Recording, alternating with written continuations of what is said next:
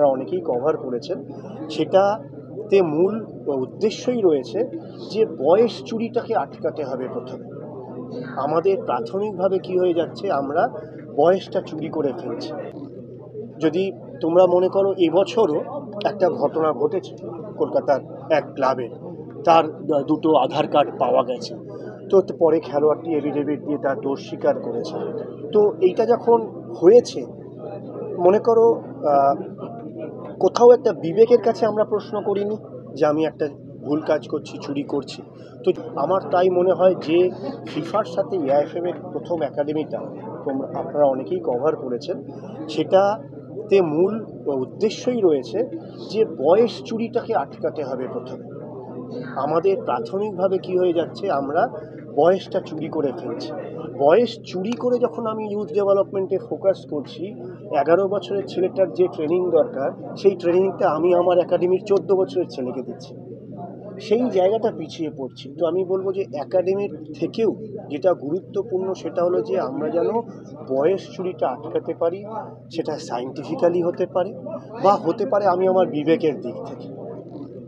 যদি তোমরা মনে করো, এবছরও একটা ঘটনা ঘটেছে কলকাতার এক ক্লাবে, তার দুটো আধার কার্ড পাওয়া গেছে।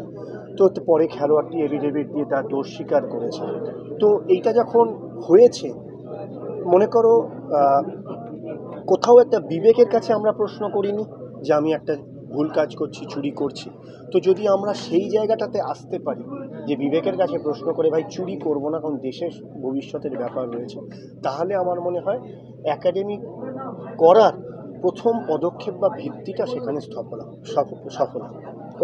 লোফার ব্যাপারটা আমরা 91 সালে যখন আইএফএ আন্ডার-19 দুটো প্লেয়ার করেছিল, তখনও বয়স চুরি দেখেছি, এই 24 সালেও দেখছি। এইটা যে বয়স চুরি যাতে না হয়, কর্মকর্তা কোচরা না করে, তার জন্য কোনো স্পেশাল ক্যাম্পেইনের কথা ভাবছো? এটা ভালো প্রশ্ন। আমি বলবো যে দেখো, মানুষকে এডুকেট করতে হবে। 91 সালে আমাদের গড় মানসিকতা যা ছিল, আমাদের যা বয়স ছিল, আজকে 2024 সালে নিশ্চয়ই মানসিকতার পরিবর্তন হয়েছে, আমাদের চিন্তায় পরিবর্তন হয়েছে। দীর্ঘদিন ধরে আমরা প্রত্যেকেই ফুটবলের সাথে যুক্ত রয়েছি। তো আমি বলবো যে ম্যাচিওর হয়েছি, এবং সেক্ষেত্রে আমরা নিজেরা এডুকেট হয়েছি যদি থাকি, তাহলে সামনের লোককে এডুকেট করতে হবে যে ভাই এটা করা যায় না।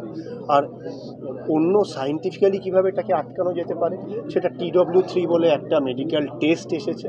যেই টেস্টটা একটু খরচা সাপেক্ষ, কিন্তু তবু সেই ক্ষেত্রে হতে গেলে যদি TW3 বাধ্যতামূলক করা হয়, এরকমও ভাবা হচ্ছে যে মনে করো আমরা তোমরা নিশ্চয়ই খবর রেখেছো, আমাদের প্রায় 2,09,000 না 2,29,000 মতন ছেলে খেলোয়াড় এআইএফএফের সেন্ট্রাল রেজিস্ট্রেশন সিস্টেমে আছে।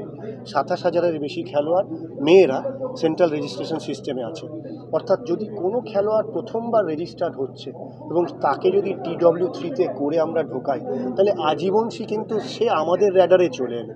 সে আর চাইলেও বয়স চুরি করতে পারবে না। তো টেকনোলজির একটা লাভ আছে। তো আমার মনে হয় এই জিনিসগুলো করছি। Extra time.